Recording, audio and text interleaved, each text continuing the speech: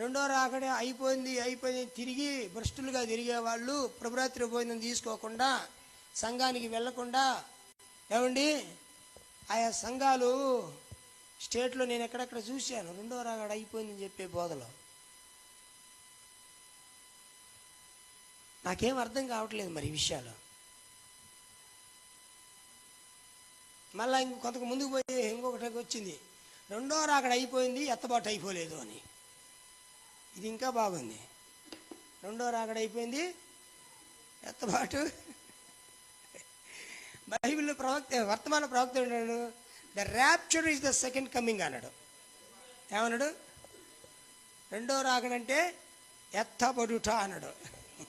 మరి రెండో రాకడ ఎత్తబడుట అయిపోతే మరి ఎత్తబాటు మళ్ళీ అంటే ఏందో ఇదేందో విడ్డూరాలు నాకు అర్థం కావట్లేదు.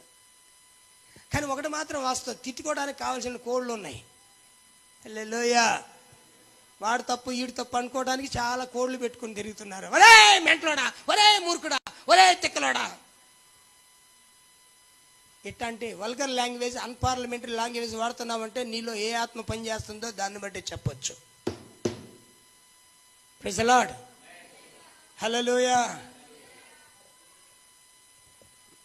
గౌరవం లేని భాష అదేమంటే యేసుప్రభు అనలేదు వాడు, అందుకే నేను కూడా వాడు అంటున్నానంట. యేసుప్రభు వాడు అన్నాడంట, అందుకే నేను వాడు అంటున్నానంట. అబ్బా మయ్యా ఎవరు తెలుసుకున్నావా నువ్వు?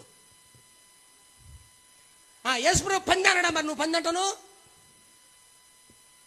యేసుప్రభు కుక్క నక్క అన్నాడా? ఎవరిని? అన్యుల్ని అన్నాడు, కానీ వధువునల్లా. కానీ నువ్వు డైరెక్ట్ వధువునే అంటుంటే ఏకంగా ఏ కుక్క, ఓ పంది, ఓ నక్క.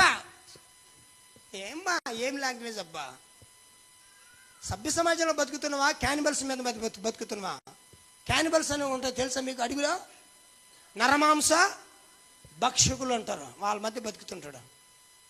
సరే, రెండో రాకడ అయిపోయిందో రాదో నీ ఇష్టం, నీ కర్మ, నీకు బాధ్యత మాకు తెలియలే. కానీ మీరు ఒకటి మాత్రం గుర్తుపెట్టుకోండి, ఆయన రాకడ యందు మీరు నిందారహితముగా ఉండాలి అంటే మీ ప్రాణము నిష్కలంకంగా ఉండాలి, మీ అంతరాత్మ నిష్కలంకంగా ఉండాలి, మీ శరీరం నిష్కలంకంగా ఉండాలి, అంతరాత్మలో అభిషేకం పొందుతూ ఉండాలి.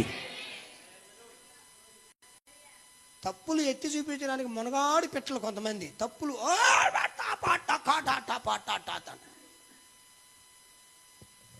అలాగంటే ప్రవక్త తప్పులు ఎన్నడూ చెప్పలేదే, అలాగని సర్దుకు పెట్టుకోలేదే.